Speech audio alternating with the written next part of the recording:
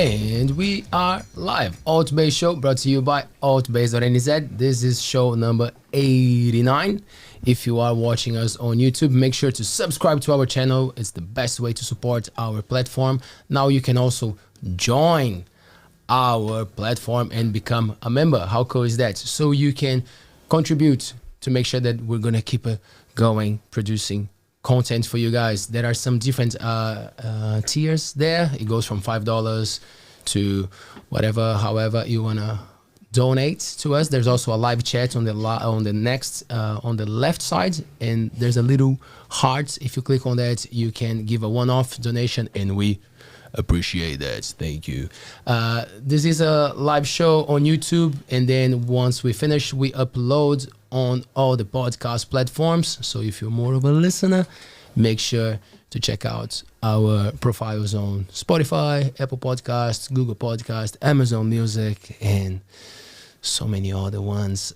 We have a second channel, the ALTBAYS Clips, where we break down the chats into smaller clips. If you don't have time to listen to the whole thing, you can check ALTBAYS Clips and see what we're up to. Make sure to follow us on Instagram, Facebook, TikTok, and yeah, we're out there. Just like Christine. Hi, Christine. Hello. Hi. Hi. Hi. Yeah. How are you? I'm good, thank you. Yeah, recovering. Recovering? Yeah? Yeah. Bit of a rough weekend? Yeah, a little bit. Yeah? Just a little bit. How's your TikTok journey going? What have you been checking on TikTok lately? Learning new hacks or something? I always get stuck on cleaning TikTok. Always. Can't help it. Give me a cleaning tip. Oh, it's not even cleaning. It's watching people restock their kitchen. Ah, okay. Damn. It's not even cleaning. Yeah, Put you on the spot. Yeah, no, they're just like, I don't know, restock their kitchen with cleaning products, restocking your laundry powder. I don't know why, but you just get stuck watching them. I know, eh? Yeah, I don't know. So I could go do my own kitchen and watch that, but no, I watch other people clean it. Cool. Okay. Yeah. It's entertaining, right? It is entertaining. It's so easy to watch. It's like satisfying to watch. Right. Do you post stuff or you just watch? You just stalk? I'm just a lurker. I don't post nothing. Right. Also, don't know how. Oh, you. Great. Yeah, so that's part of the reason why I don't. But yeah. Watch. Are the kids already on that vibe of like wanting to do a TikTok dance or not yet? You're keeping them away from. I think out of the kids, it would be my son. I don't think he would do TikToks, but I think he would probably go live gaming because he just talks while he games. So I think he would more likely do that than my daughter dancing on TikTok. Yeah, so live stream or whatever. What's it? Twitch is good for live gaming, eh? Yeah, I think that'll be him talking shit while he games. Right. Swearing. Yeah, something like that, yeah. Did you guys enjoy the sun? Beautiful weekend in Coromandel? Yeah, it was so... yesterday here in Whitty, it was so nice. We spent like 2 hours at the playground. It's fun. Crazy, eh? How the days are so cold, so and then, hot. Yeah, as soon as the sun's gone, it's freezing. Yeah, a bit of a heat wave happening. Did you get to see that? In China, there's this massive, like, crazy heat wave at the moment. No. Yeah. I do keep an eye on the UK one that they had. They had a couple of super hot days. Yeah. Ridiculous. Now it's hitting China big time. 40 degrees, some places 45. I do not wish that for us for summer. Nah.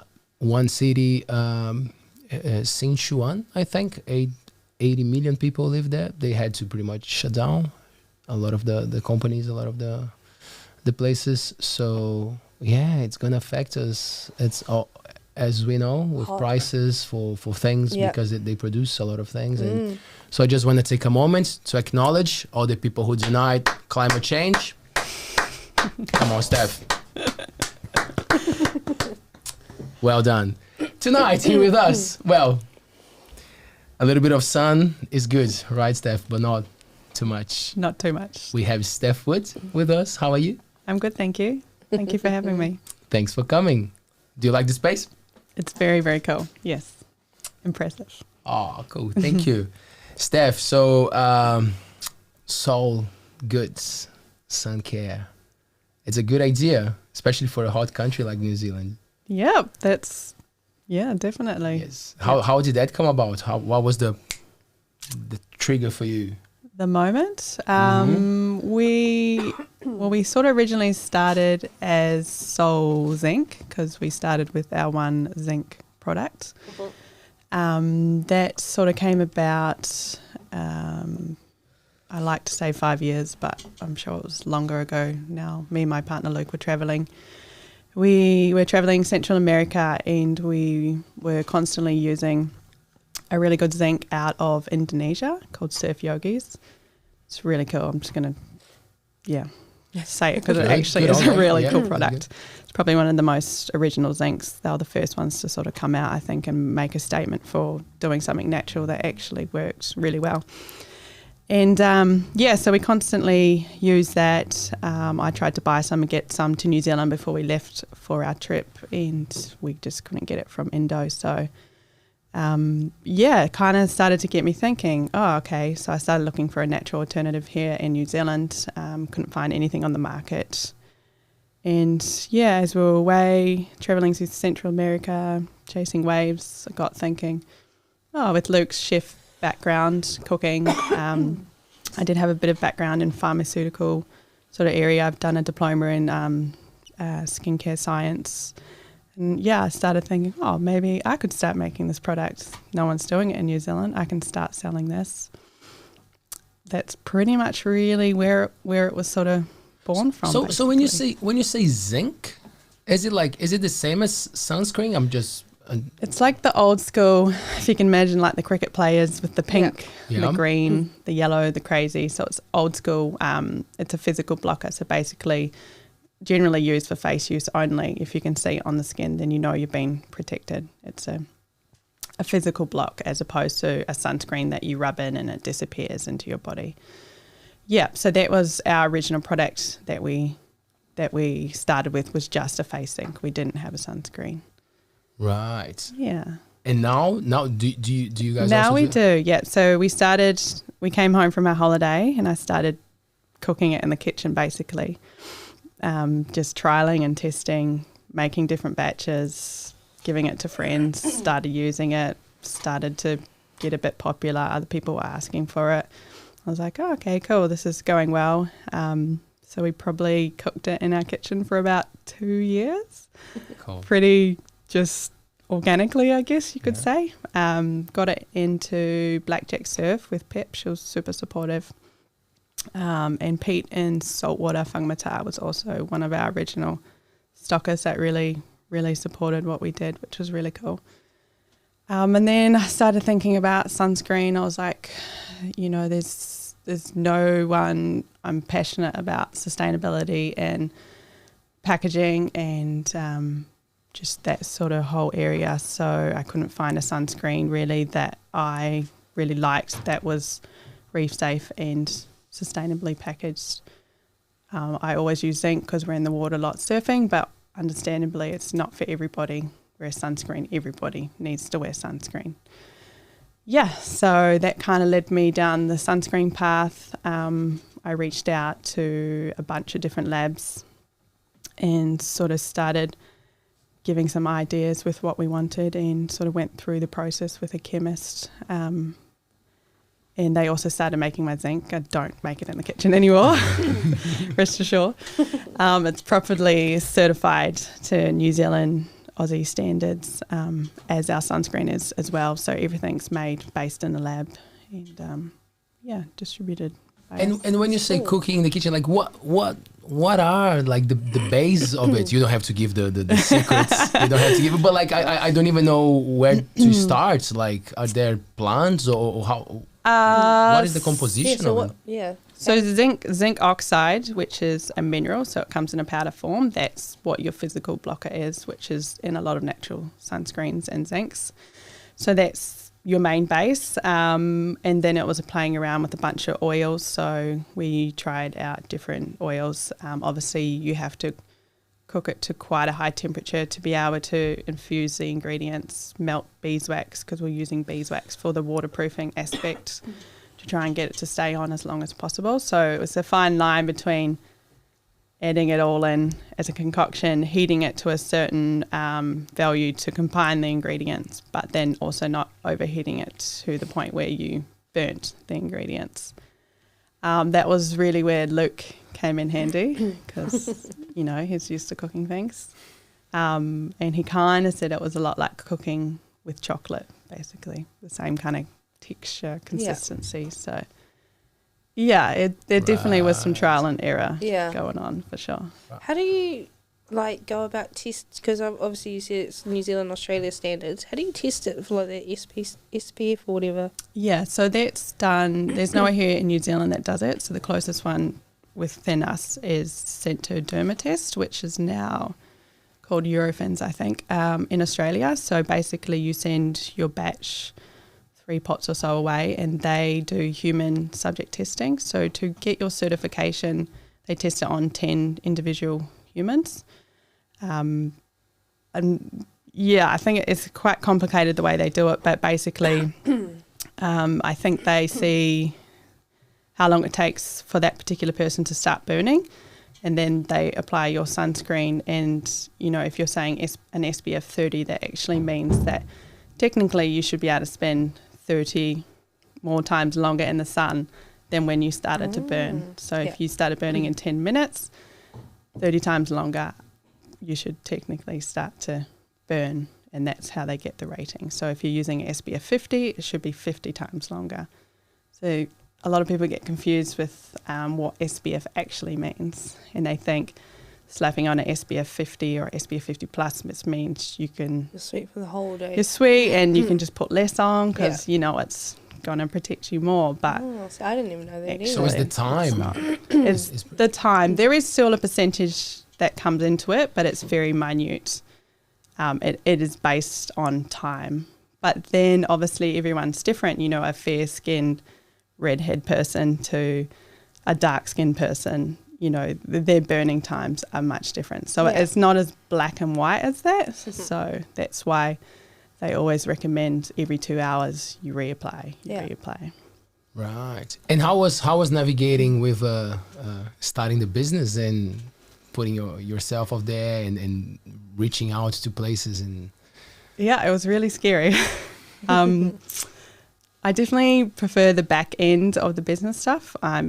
I love being creative. So, you know, finding different ways to do the packaging, doing the designing sort of side is what I love, like the websites and all those kind of things. When it sort of comes to the organisation, the admin books, the selling, nope. Yeah, I'm like, count me out, which is not always the best because you need to sell the product to keep your brand, right? So we were lucky enough 2 years ago now, I think, we took on someone who took on our brand. So basically they rep for us with some really cool other brands. And yeah, he's basically really kicked soul off for me, and it's been a massive help in getting our brand out there in New Zealand.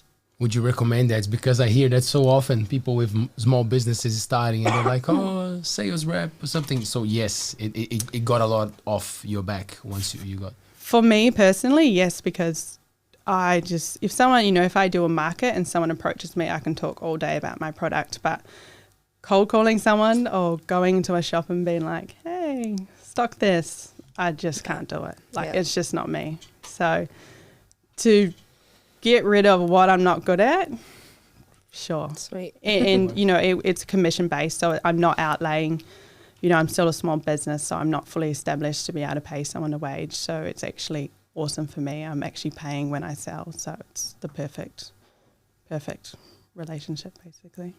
Nice. That's cool. Yeah. How was it for you guys? You know, a couple of years back, there was the whole thing with those sunblocks that weren't that good. And there was like the big, I don't know, was it like 60 Minutes or something like that? Consumer, whatever it was. Yeah, and they just...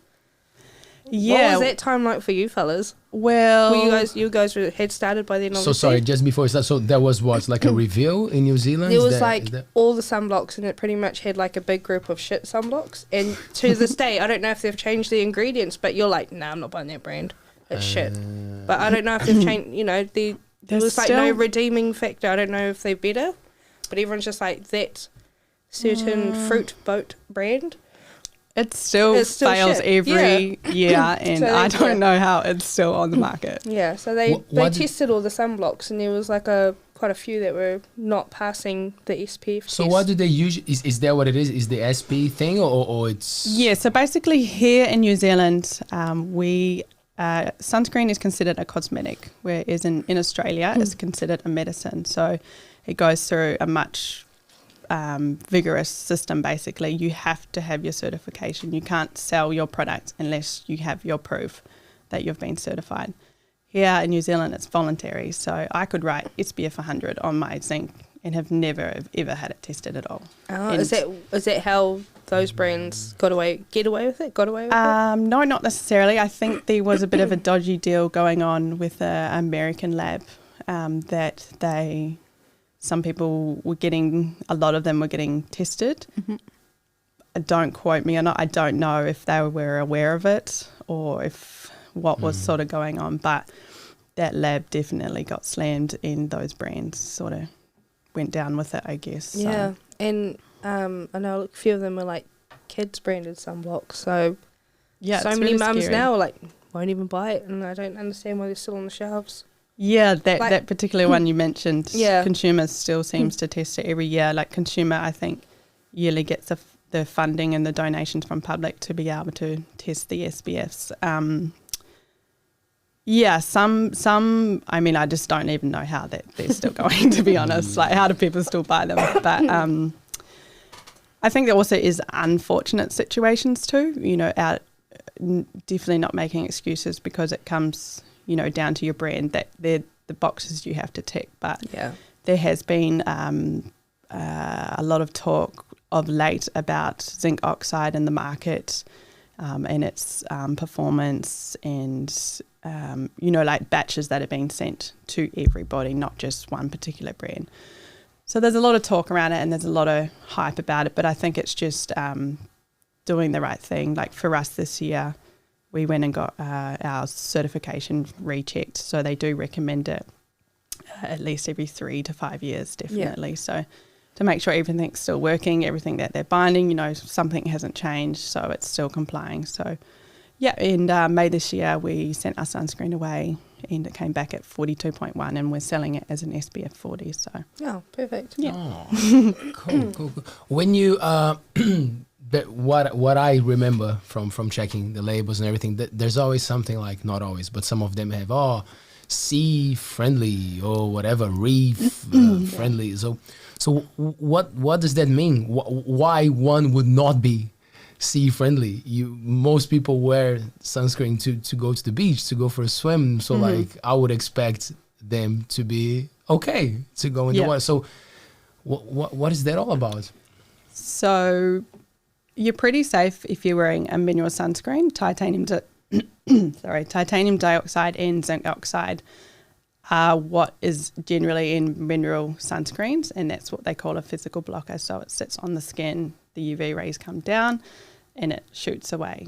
The chemical sunscreens are a little bit more controversial, so there has been a lot of talk in recent years and studies done showing that certain chemical ingredients that they are putting into the sunscreen is washing off into our oceans and is affecting marine life, genetically modifying the coral, bleaching the coral at high quantities. So, for instance, Hawaii has banned a bunch of sunscreens with certain chemicals, oxybenzone being the worst one. There's been human studies where they've found it in mother's milk, in urine, in the bloodstream, because with the chemical one, they actually absorb into your skin and then it's reflected out by heat, and that's how those ones work. So the UV rays come in, you absorb it, and then it's ejected out by the heat. So I guess essentially they did find those things in the bloodstream, hormone disruptors within humans as well. That's one of the biggest ones. So, I really, really, really encourage people to turn over their sunblock and read the ingredients, read what they're putting on their children's skin, because there is still sunscreens out there which contain oxybenzone that are being sold in our local supermarket. Yeah, so it's very controversial. So the FDA has basically is still allowing it to happen, but they, putting in place like smaller amounts of that particular ingredient within, and then calling it safe. So there's a bunch of other ones. So Hawaii's about to ban, I think in January coming up this year, there's avobenzone and octocrylene. Don't quote me on the pronunciations. But they're also going to come where they're actually banning it because basically there's so many people that visit, there's so many people swim in the water, and that coral life is being destroyed. So, jeez. I can understand from family's perspective, sunscreen can be expensive if you're taking your family to the beach a lot and you're needing to wear sunscreen every day. It can be expensive. Mineral sunscreens are more expensive because of the ingredients used. It's not just because they're marking it up because it's, it's like the trendy, sunblock, the boutique. Yeah. It costs more than those chemical ones to be made. And I don't know, I think it's kind of worth it. Like really, $50 for a bottle of sunscreen to last your family's summer. Yeah. How much you spend on your wine and booze for the week, Yeah, exactly. You drop how much on that, you can't, you think the logic's around, spending $50 for 6 months. Yeah. I don't know, it's just crazy. And that goes to so many things in life, right? Yeah. Like we talk about quality a lot. We always go for the price, especially now the things are getting so expensive. Definitely. Same with food, you go to the supermarket and then it's so expensive and you're not even talking about how not great that food is. No. You're paying a lot for something that is not Definitely. that great. It's scary. Yeah. And how is you got 2 children? Yes. Little ones? Yep, 2.5 and 4. They definitely keep me busy, that's for sure. How was navigating all these things like together? Business, kids, bills getting more expensive. Definitely can be challenging, for sure. I've got a really good support network around me that definitely allows that to happen.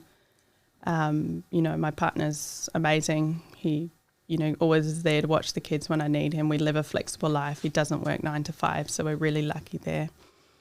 I've had really wicked friends, throughout the days. I had friends that used to come and help me cook it in the kitchen. I used to do sticker label parties. We'd all turn up to the cafe and we'd put on some pizza and some drinks, and I would have 15 plus friends stickering away like a little sweatshop to get me through. And I did that when I was heavily pregnant with waiting for our second child to be born. So yeah, it's challenging, but I just love it. I love, even those late nights where I was when we released our sunscreen, I was heavily pregnant and I was staying up to midnight, packing orders and writing notes and just doing it. But I'm like, this is cool. This is awesome. Yeah. It's rewarding, and it makes me feel good that people are buying, a product that I hope that they love, that they want to use on their family, because I have a family and I genuinely want people to use good products for the ocean and for their families. So, we can not kill everything. Yeah. Did you say that you studied pharmacy or something? I did do a little bit of pharmacy back in the day, when I left school quite early, actually. I got a bit of a traineeship and I used to work up in the dispensary and stuff, but I didn't actually do pharmacy. How was that experience? Were you already into chemistry and all this stuff? How was the vibe? What took you there? To be honest, I was really young. I was only 15 and I hated school. And my parents said, if you can get a traineeship, you can leave. It's the first thing I got. I had no idea. I sort of actually ended up going into architecture. That was sort of my background back in Aussie before moving here. So, yeah, so I was always sort of chasing creativity rather than sort of my mind doesn't really work in chemical ways, but it works creatively. So. In the surf, has it always been part of your life, or it's something that happened in New Zealand? It's definitely always been an interest. So when I was 15 or 16, I started getting surf lessons with my sister, which is really cool. I was kind of lived in a place where you don't really get good surf. It's just mainly a shore break that smashes you. So I never really had full opportunity to really sort of embrace it. I didn't have parents that surfed or anything, so I was never really pushed in that direction. But I loved it. So, it really wasn't until moving here when I was 25, I think, with my partner, and he surfed all his life. So that gave me the opportunity basically to live the Kiwi life and get amongst the waves and have him push me into countless waves over and over. So, yeah. And do your kids do it? Or, I guess, how young's too young to be surfing? No, Evie, we got her on a board last summer. Yeah, just with my partner. So they've been that's pretty cool. sort of standing on there, which is really cool. So hopefully this summer she might get cracking. They always talk about how they want to surf and dive and, be like mum and dad. So that's pretty cool. That's really cool, yeah. Yeah. I think it's like the beauty of living here is that our kids get to do all that sort of stuff, like swim school, surf school, skate school now. That's real cool. Yeah. All in the family, Steph? Yeah, all in the family. Yeah. Skate school. Sean's doing amazing with the skate school, getting, so many kids off those iPads and actually out there doing physical activity, and for kids to have that opportunity as well to learn, and and mums, like we do Saturday mum group down there too. So cool. We're learning. That's real cool, yeah. Yeah, it's really cool. People were doing cool stuff around here for sure. Definitely. How was the journey going to countries to surf? Was it a thing for you and Luke at the time? Okay, let's find the best waves and go around. How? We definitely did a little bit of research around Central America. We went through Mexico, Nicaragua, down Costa Rica way, which was pretty beautiful. We spent some time up, in America, like San Francisco and stuff as well, visiting some friends and trying to get waves there. But how was the Spanish? Not that well. I could say con leche because I was addicted to coffee. Not that well. I probably should have put in a little bit more effort, to be honest. I really like the idea of it, but I think to really learn, you need to live there and embrace it. And could they speak good English in those countries, in Nicaragua? And we definitely had some crazy moments getting super lost in the jungle, running, like driving into a local, like Google Maps doesn't work in the middle of nowhere. And I always remember this one experience, just being literally lost for hours. It was starting to get dark and we're like, fuck, like where are we going to go? In Nicaragua? I think, yes, it was in Nicaragua, yes. Like we weren't scared. It was never really that sort of sketchy, but it was just kind of like, how are we going to find our way out? Yeah. And we happened to run into, I guess, sort of this local in the middle of nowhere, and they spoke zero English. And that was the time when I really wish we'd put a bit more effort in to embrace the culture, because it was, hand signals and this, and he had no idea what we were talking about, but somehow we managed to fathom to go that way up there and across there, and we found our way. So And did you say Mexico as well? Yes. How was Mexico? I loved Mexico. I haven't been to Mexico. It is so awesome. Yeah, we actually traveled down the Baja coast, and just not always surfing, and Luke's super into his diving and spearfishing, so we sometime tracked off and went to some pretty awesome spots as well.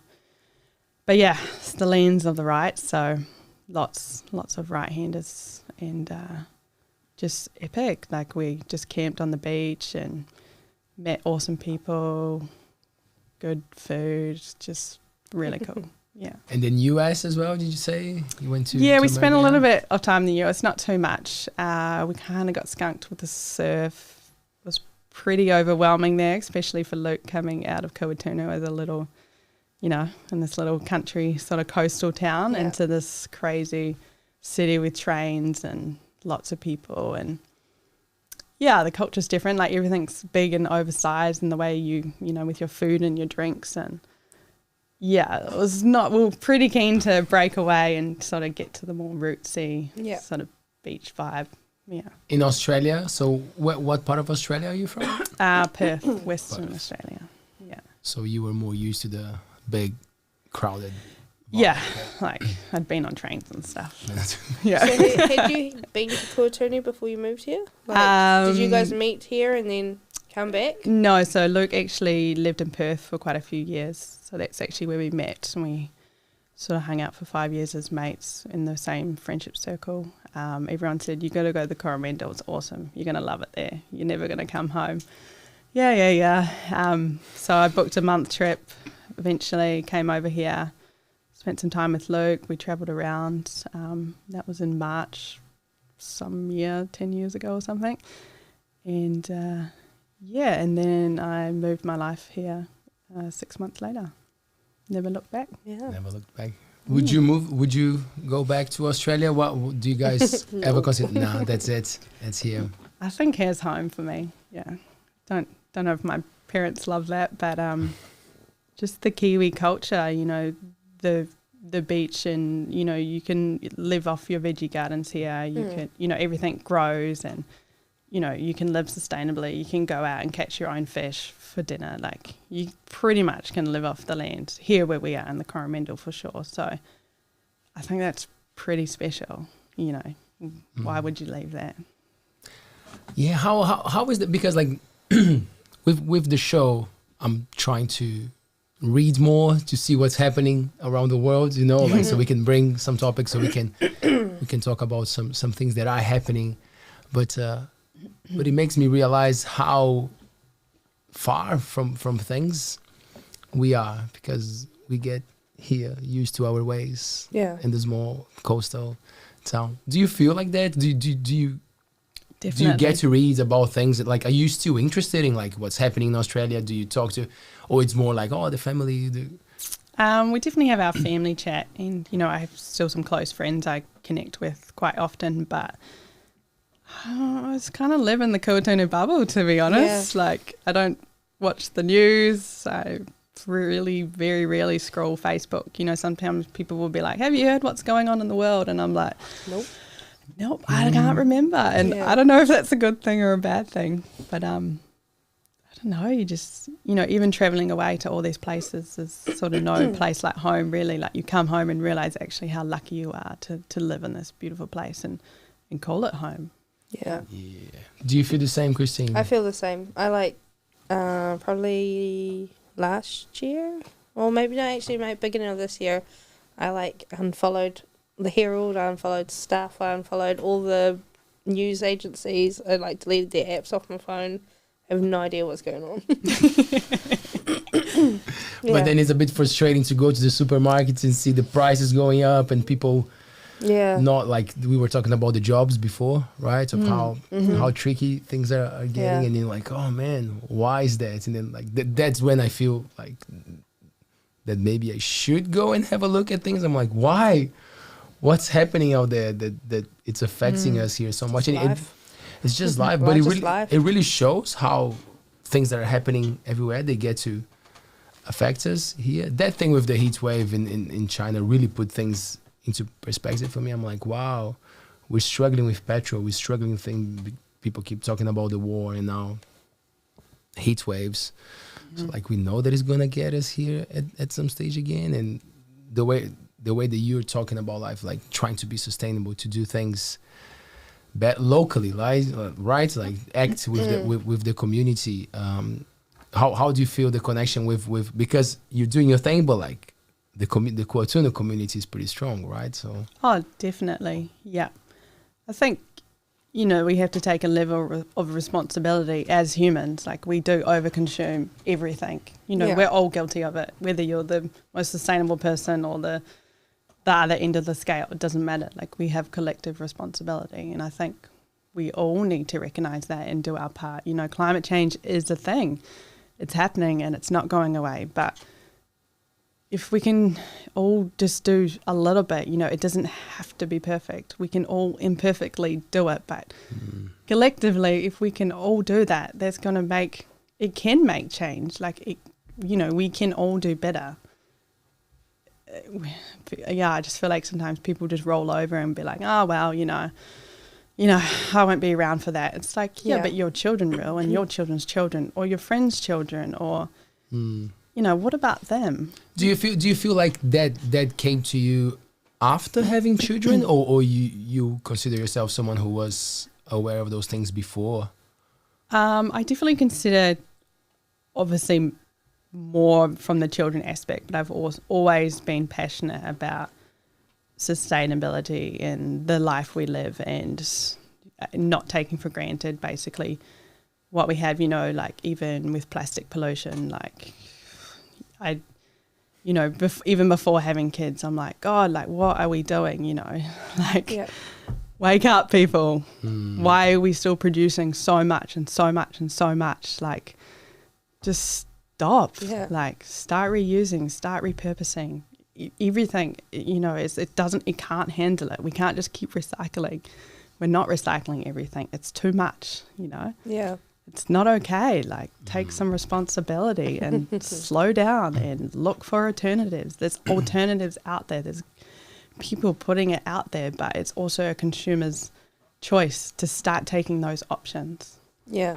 Were there places that you traveled to that you could see things like in the sea, or like, oh, that beach is not good, like? Yep, definitely. There was places that you were surfing with in rubbish, like, especially like, going to Indonesia and places like that. We're all aware of that. But also right here in our backyard, like, I feel like people don't see it as much, but we go a lot into Whawwhau, there's not a lot of foot traffic in there. It's pretty secluded, and the amount of rubbish and plastic that we pick up off that beach is crazy. And I just feel that people don't see it as much because there's a lot of human traffic on beaches. So they might see something, a bottle cap or whatever, they'll pick it up, they'll take it away. But you don't see it. So everyone's like, oh, it's all sweet, the world's good. Like, we're all eco-friendly, but it's not the case, so much of New Zealand's recycling is being shipped away to lower economic countries. It's too contaminated for them to do anything with it. Where do you think it's going? Like, we are a part of the problem. Yeah.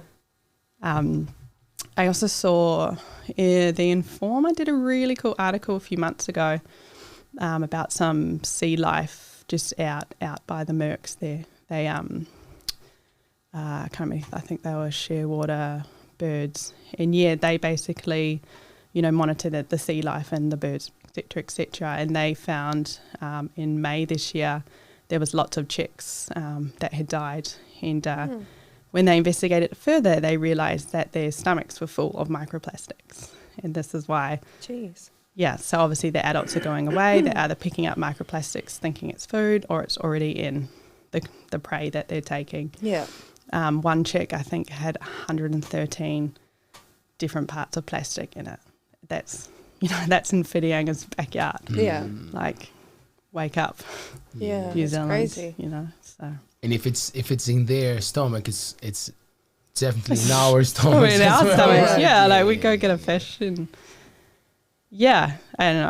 I'm super, again, I'm definitely not perfect. I'm not saying I'm perfect all the time, but if I can encourage people to, make small changes, start somewhere, then that's a lot better than not doing anything. Yeah. I was reading that the wealthiest people in New Zealand, I don't remember if it was the first one or the second one, like, it's quite a packaging company, Oh, yeah. Like, and then I kept tracking it down, and then it's in a lot of countries, obviously. Like, a lot of the richest men in the world they produce plastic, you know. Yeah. So that explains a lot, right? Because it's so common sense. I was talking to a student the other day, and he was like, well, the boys, the kids, they have this thing that we didn't have when we were young, of like, oh no, don't pick the plastic bag. You know, for us it was like, oh, it's easy. It's you know, it's just a plastic bag. You put it whatever, you know. Even the supermarket, like sometimes I see people grabbing one plastic bag to put a mandarin, you know, and you're like, why? But anyway, the kids are more into it now. But we all talk about it like, oh, but why do we have access to it? It would make sense if the manufacturers were avoiding giving that for us, right? Money. Exactly, it's the money. It's all money. You know, like and tracking that, you start to understand why, you know, like it's hard for humans to let go of where they are and where they see things going, you know, like it's just. Yeah, and I think there's definitely, you know, people trying as well.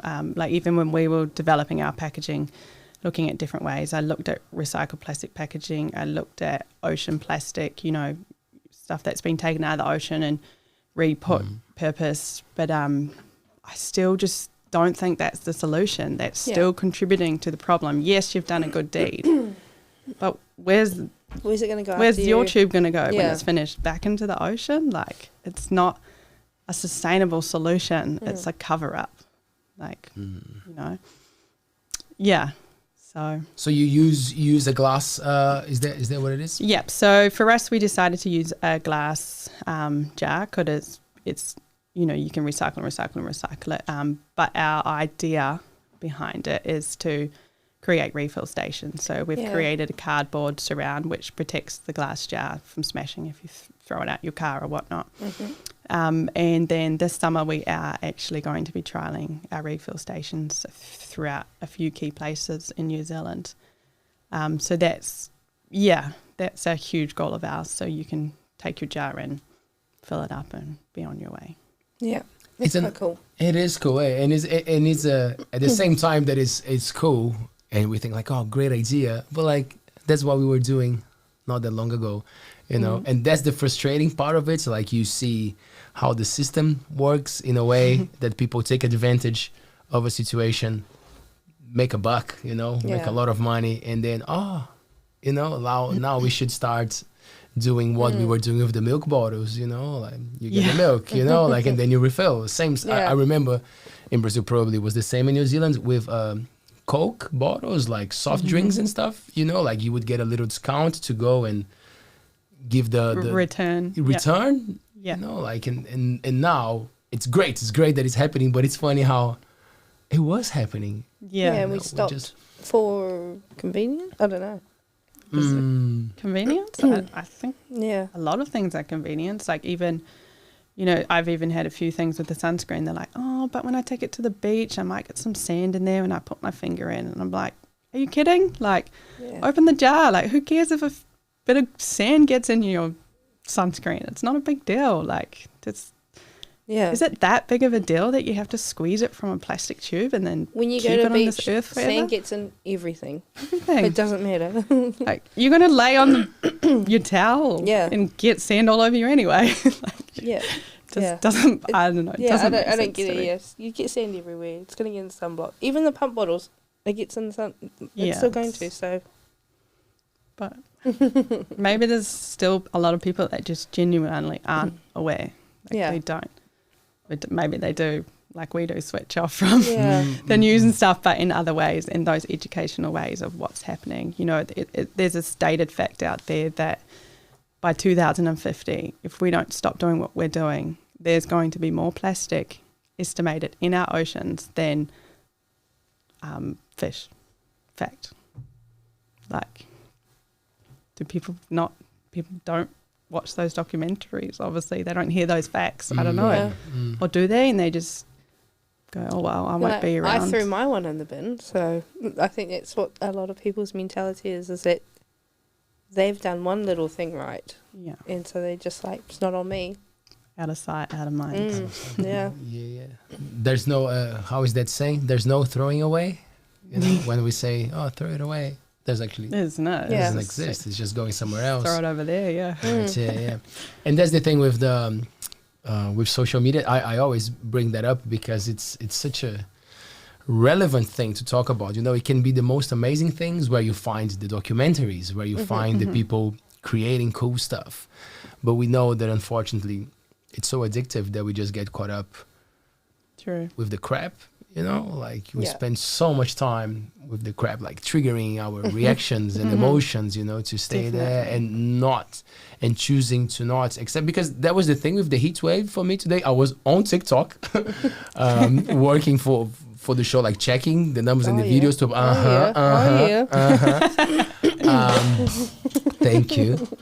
And then the video of this guy came up and he was like, why we don't see it in the news that much, you know, that there's this massive heat wave, you know, like killing crops, and it's going to make things very expensive, you know. Is it because it's like a non-glamorous issue at the moment, maybe? Or because it's in China and people don't want to even talk about China. Yeah.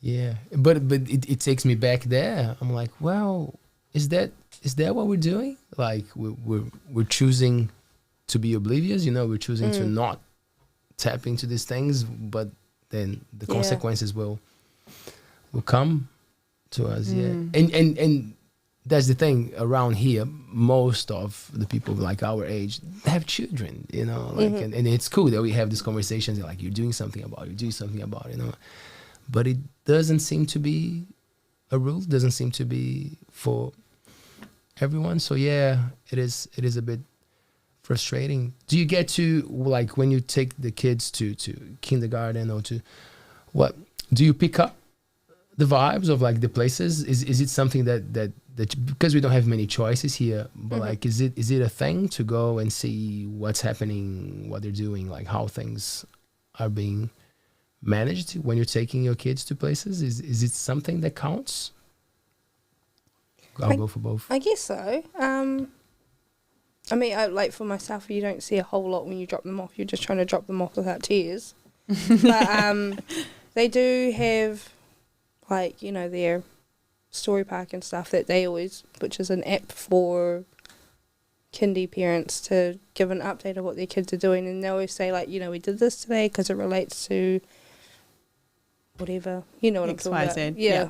Yeah. I guess all kindergartens have different styles as well. Teachers, you know, they have different styles as well, and I guess to an extent they follow a curriculum of what they've, you know, have to in their guidelines. But I also think, you know, it comes down to maybe the education, like, or how they've been brought up as well. You know, like I am familiar with some kindergarten teachers that use, you know, my mineral sunscreen or our mineral sunscreen, you know, on some kids there. And then there's the flip side where obviously they're not educated because they just buy their bulk, big, cheap chemical sunscreen. And because of funding and that, not nothing against, not saying what they're doing is wrong, but, you know, I mean, they're obviously not aware because they're happy to put the chemical sunscreen on children. Like, I mean, I feel like they're not educated enough, because I feel like if you really were educated, then you wouldn't want to do that. Do you think it would be different if New Zealand changed their standards? Yeah, not their standards, but you know how in Australia it's medicine. Do you think if New Zealand approached that sort of, it would be different here? They're definitely trying. Like Consumer New Zealand is hard pushing for that as well. There is a law that is looking like it is going to pass soon in New Zealand where it's going to bring us not completely up to speed. We're not going to be considered a medicine, but there will be a legislation where you can't just write SPF 30 on your product unless you have that certification. So that's going to be really awesome. So that's something big for parents to look out for, then, that certification. Yeah, I'd definitely don't be afraid to ask for it, you know. It should be public knowledge. If they're not going to show it to you, is it advertised they've got something on to hide. Their products? No. Some people might say it in their description, but it's not something that they generally just have up to give to the public. Yeah. But if you wanted, you know, hi, blah, blah, blah, can I see your certification? You know, I would have no problem showing someone unless you've got something to hide. So if they're not going to show you, then they've got something to hide. Red flag. It's also really an expensive thing to do. So I know a lot of people sort of cut corners where they all like might bring out a product and then alter a product slightly and bring out the baby version of the product, and then they go, oh, well, it's the same SPF, it's the same ingredients, we've only changed 3 things, sort of thing. Because it costs a lot to get your certification. So I can see how people would want to cut corners, but I guess when it comes down to it, it's not, you're not just putting on a body lotion to moisturize your skin. This is protecting you from the sun. It's protecting you from melanoma later in the future. Like, it's bloody important, It needs you need to tick the boxes because it's people's lives. Yeah. And it exposes the problem again, right? Because if it costs so much to get the certification, it means that the people who don't, they sell it cheaper. They put more money in the advertisement or whatever, and you end up having more access. Probably bigger batching as well, like a big company that sells, massive amounts of chemical sunscreen. I guess it can be made so cheap, they can sell it so cheap because it is made so cheap. So, they have a lot of push behind that. And I did see that Consumer New Zealand had also said, they should be testing every batch, which is also, I don't know what they're going to do because, for someone like me, like a small sunscreen company, I can't afford to test every batch. I won't exist. Yeah. But there is us small companies that are doing the right thing because we genuinely care about putting good sunscreen on yourself, on your bodies, on your kids. And without us, are you just going to go, I'm not saying they're all bad, but those mainstream products, they can cut the corners and, they've got the funds. So, I know in Australia it's every 3 to 5 years the testing, whereas consumers saying here, oh, actually they should be testing every batch like Australia, but that's also not true. So I feel like there's a lot of blurred lines and there's a lot of confusion, and I don't know what is the right way. It's going to be interesting to see in the future if there is some sort of funding or, I don't know, a better way to test. I don't know. But Steph, when you say skincare, I also think about like just all the products, all the things that we put on our faces, on our skin, and I would say nothing wrong with guys who wear makeup, but I think it's mainly women who focus a bit more in skin products. Like, is it something that you also tap into? Like, I'm just wondering, like, where I'm gonna go is like the thing with wearing makeup. I know that there are sustainable ones, that are people doing the right thing, but I think the market is way bigger, right? For that, is it can get as dodgy as there's a different way to test. So certain makeup products, like the sort of tint and moisturizer, and that they have a different sort of certification process. It's not as grueling because generally it's not an SPF that's going to protect you all day. It's like an SPF 15 product.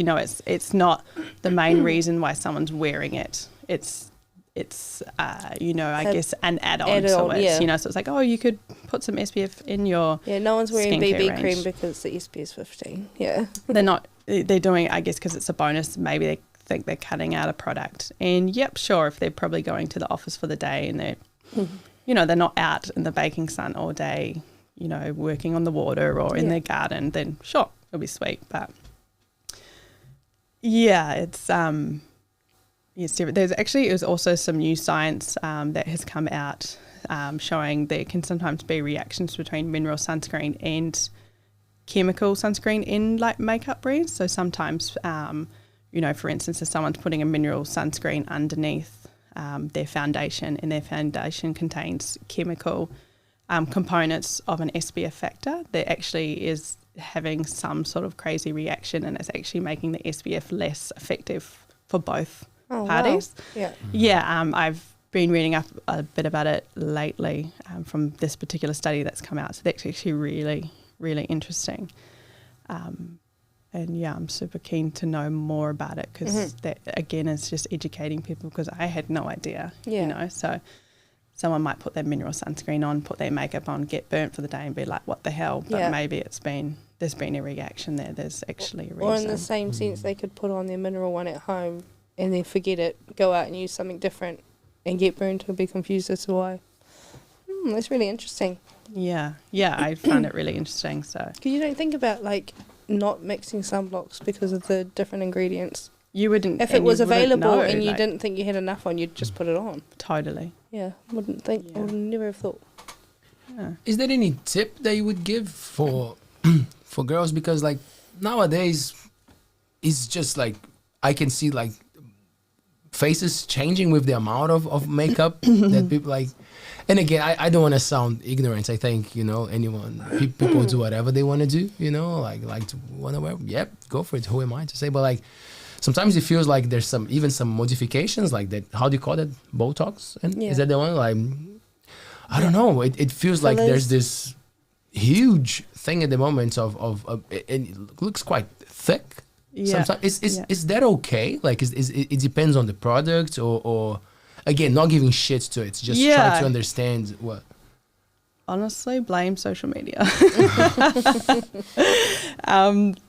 I can't really comment on that. I don't know a lot about it. I haven't actually looked into those ins and outs, so I think I couldn't. Yeah. I couldn't. Yeah, educate you on that, to be honest. But I definitely blame social media. You know that we all have to look a certain way and be a certain way, and I feel like to an extent we're all guilty of it. You know, we all like 100%. look at our selfie to put ourselves in.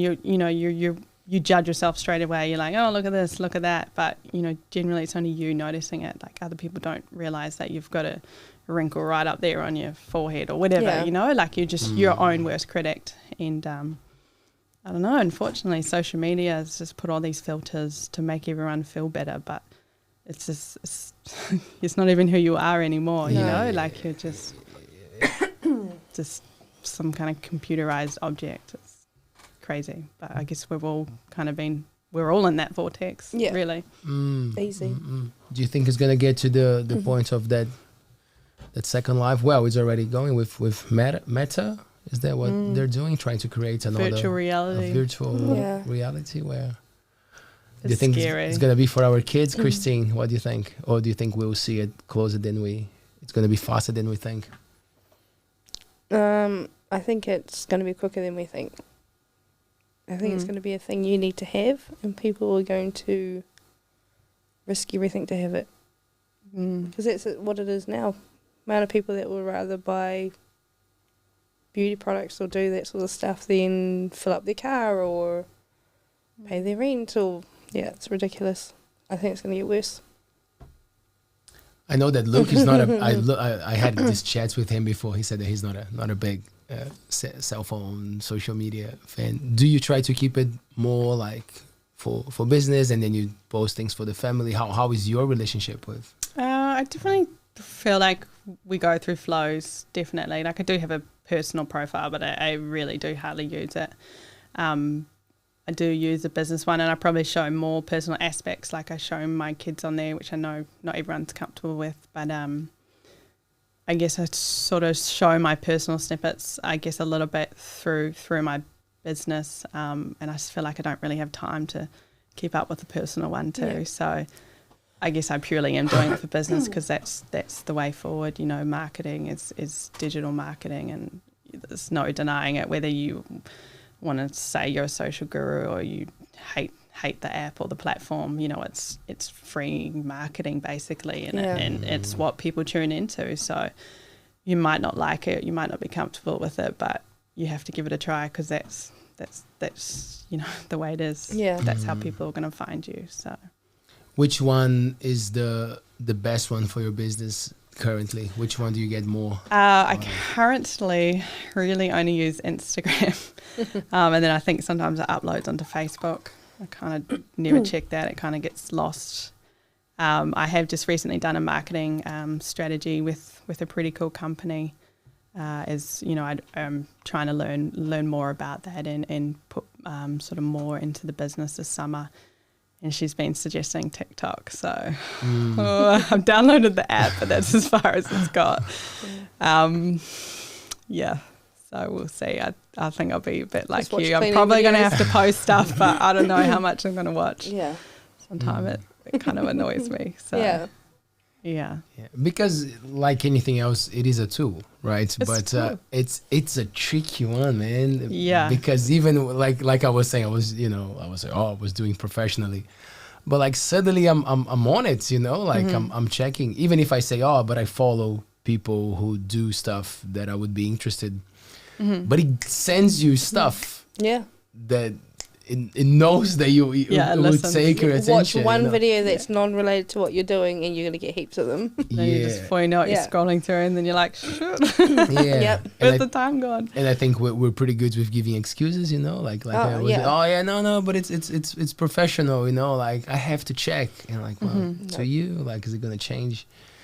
It's it's really unusual, isn't it? It's like, you know, you even see when you go to, I mean, I don't really go to parties anymore, but you know, when you go to say events, you know, and so many people are like getting out their phones to like, you know, film the band or whatever, which is awesome, which we all sort of do. But it's just so interesting to see people literally there, like, you know, like at this gig, uploading it onto their Instagram, and like just, it's like they're more interested in how many people are giving them likes and follows and like how cool they look to be watching this band, or who's going to see it, you know, than actually just enjoying the moment. Like, I see that too. It's like when you watch people's, like, their point of view of a concert they're at, and all you see is phones. It's like, is anyone actually watching the concert, or you're just too worried about recording it for everyone else to other see how people, cool, so they know that you missed out? I don't know.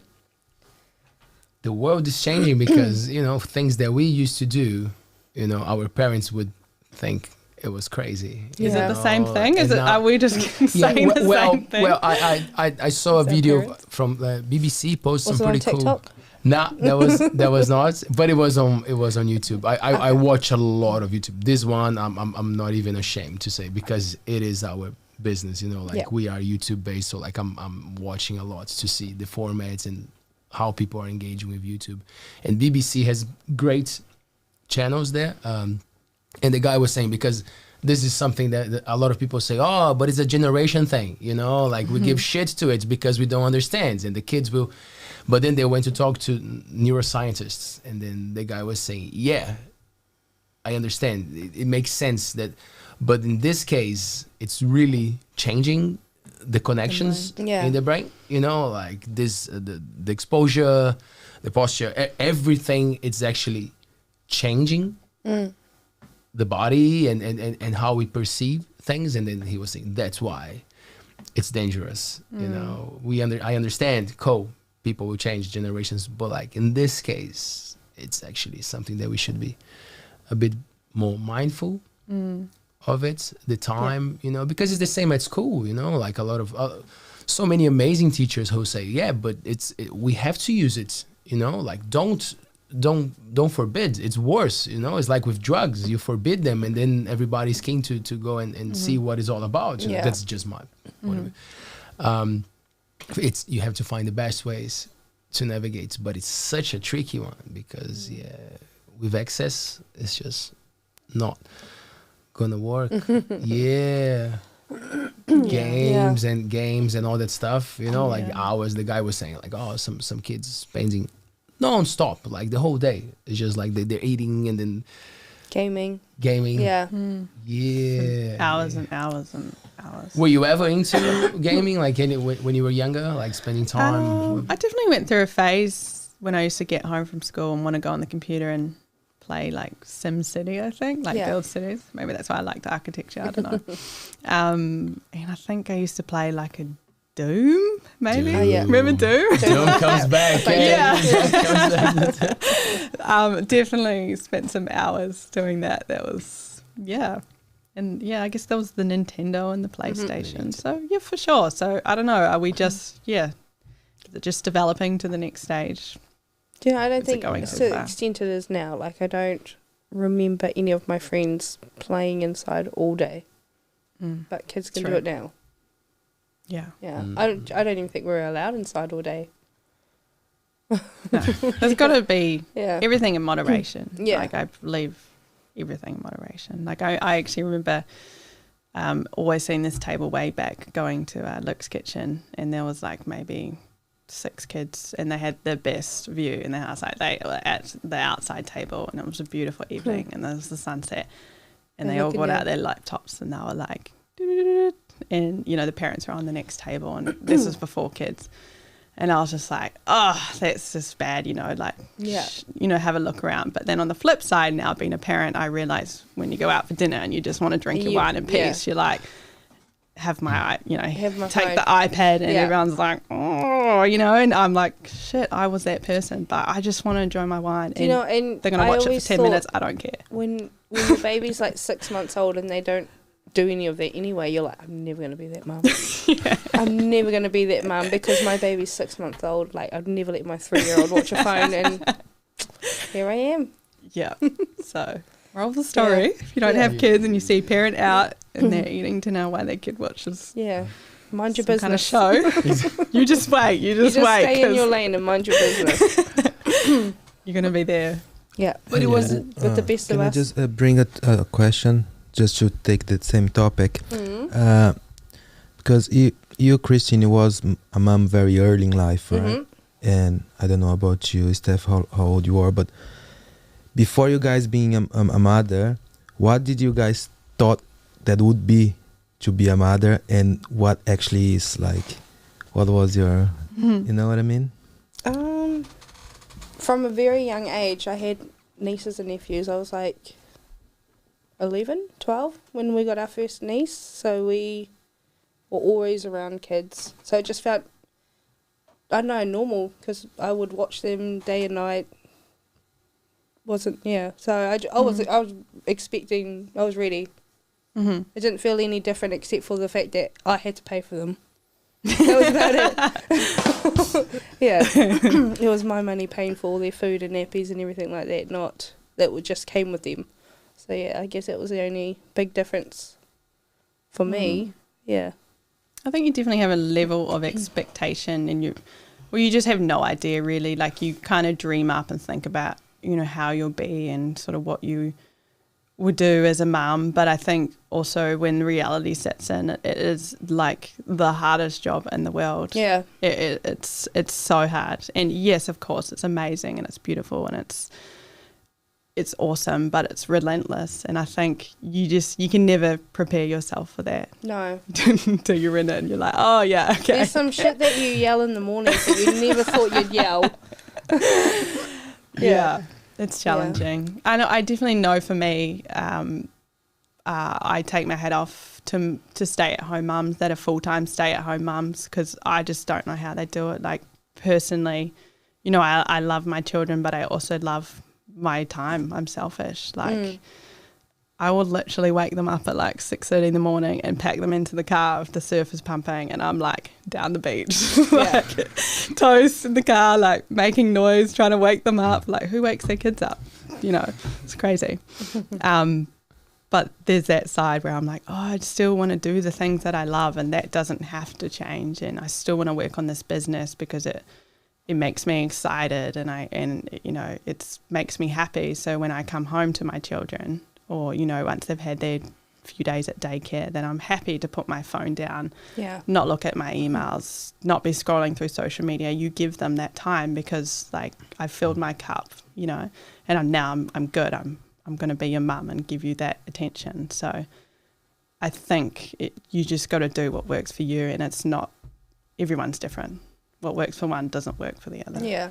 Did you go through any books like on how to parenting or anything? Because where I was going was like, oh, funny, because I think you can never tell a parent that they're doing something right or wrong, because like people have very different ways. Some people would say, oh, you wake up your children. And in my view, the way that I see it is like, oh, good on you, like already making them understand that that's how it is. This is the rhythm in this house. That's how it's like Gabe and Rachel from Hula. Like Taylor and I are like, we always look at them and like, wow, like the kids are going to gigs, like, and they're awake and they're tired. Yeah, go sleep in the car, and they're like, cool. They get it from the beginning. That's the rhythm, So did you go through any? I think kids are adaptable if that's who you are. If you're willing to be adaptable.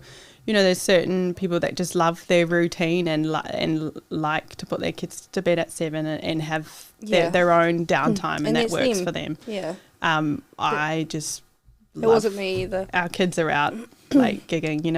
I always remember going to a gig last summer, I think, And someone said to a friend, like, who are those young kids, you know, on the dance floor? It was like 9:30 at night. And they, you know, it was a few with some headphones on because they're quite little. And, yeah, one of them said, oh, it's all good. They're the Riley kids because all the Rileys, they all just seem to, like, party and play music, and which is my partner's family. And that's just how we are. And they're like, oh, it's all good. Like, they're like, oh, my kids would be broken, they'd be on the floor tantruming, they would be passed out by now, you know, it's way past their bedtime, and it's like, well, that's the Riley kids. Like, it's just what we do. There's the same for our kids adapt easily to non-routine, I guess, so I don't have to rush home at 7 from a dinner party because they need to be in their room in their bed. I can go home at 10 and they'll be sweet. Do you see yourself saying things that your mom used to tell you, or not yet? You think it's still to come? I definitely think there's definitely moments or like certain beliefs you have, I think, that are drilled into you, like from your mum, and you just, sometimes you do catch yourself out and you're like, oh, I remember my mum used to say that and I used to hate it. But then there's also other things, you know, when your mum used to tell you off for throwing your washing on the floor and she would have so much to do. Now you're like, oh God, I was, you know, such a bitch. It's so hard. Like, damn, why didn't I help my mum more? Like, it's interesting. You the kids have some discipline at home, eh, Christine? Yeah, our kids are pretty chill. They're real easygoing. We've got a big thing on only having to ask once, which they're really, really good with. Except the baby, he's like a free spirit, does whatever he wants. Yeah, so I don't know. He's gonna be my wild child. Yeah. Well, we have a boy and a girl, and Evie was our first, and that was just amazing. So easy. She was an awesome newborn. I honestly was like, I don't know what everyone talks about. This newborn stuff's easy. And then Jax, our second child, came along, and I was like, oh yeah, okay. I understand now. And he's a very go-go, active little boy. And sometimes it can be pretty hard to control. Did it change the way that she behaves when she picked up on his vibe? No, I think just totally different personalities. Like, they definitely have stages that they go through, but I think learning that as a parent too, you know, you see your kid tantruming in the supermarket and you're like, oh, that poor mum, because you actually realise that all kids have tantrums. You know, there's all kids not at the supermarket play up, you know, or like there's stages that go through, and yes, there's ways you can discipline, but you know, what works for one child might not work for the other. So yeah, you definitely, as a parent, I feel, let go of that judgment, and you're like, so you feel sorry for them rather than being like, oh, my kid's never going to do that, you know. Yeah. It's like your expectations, again, you just have no idea. Have you guys done some traveling with them or not yet? No, we've been home to see my family a couple of times. We managed to sneak home between lockdowns June last year, and we got into a caravan and went up West Australia, which was really cool, up to some pretty special places up there, obviously chasing the surf. And we camped off-grid, and pretty much it was awesome. But our kids have kind of always, again, adapted. You know, we'll get in the car and drive to Gisborne for like 4 days. You know, like they travel well in the car because it's just... It makes a massive difference when they're good in the car, right? Yeah, definitely. Yeah. Our kids are awesome in the car. We've got one that gets car sick, but he just has to be by the window. The other one's just happy to be in there. With his head off? Like, no, he's just like, just a bit of wind on his face. Little Ziploc bag ready to go. Yeah. What about the airplane, Steph? Any airplane stories with the children? Airplane was hell. Yeah, definitely. Like, gone are those days where you get to get your little meal, and like, I used to love airplane meals. It's weird. Luke used to give me shit. He's like, you're so weird, but I'm like, all the little elements, and you put your movie on, and you're just like, this is awesome. You're going on a holiday. And now it's literally just like survival mode. Chaos. You're like, right, you have the kid, like you shovel it down, like you're bumping up and down the aisles, and you're like, God, go to sleep. Like everyone's kind of looking at you like they want to, you know, get their sleep, and it's just like, it's hard. With young, like I think when we travelled, Jax was 11 months or something maybe. So it was that real stage where they want to get up and go. Movers. They don't want to sit down. They can't be entertained by the television. They don't know what it is. So yeah, it's challenging, but it's so worth it. Yeah. Kids on a plane is weird.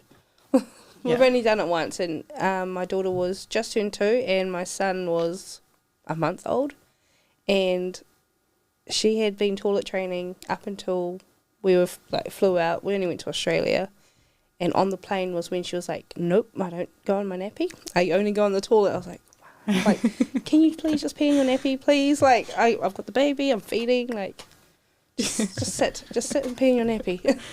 No. Yeah.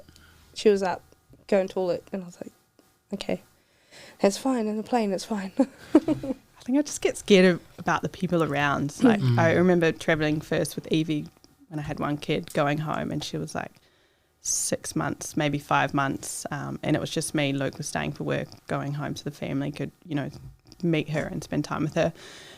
And I remember coming up to the lady I was sitting next to and sort of trying to put my bag up and holding a baby, and she sort of looked up at me and she was like, oh, I think you've got the wrong seat. And I was like, like 37A or whatever. I'm like, no, this is where I am. And she was kind of like, oh, I thought you'd be travelling with your husband. And I'm like, no, just me and the baby. And I was just like, oh no. And then the whole time I was like, oh God, don't cry, like go to sleep. And she ended up being awesome, and the lady ended up being my new best friend, and she was holding her by the end of the trip while I went to the toilet and while I ate, and she was, giving her goo-gars and stuff. So it was just like crisis averted. But yeah, as a new mum, you're just like,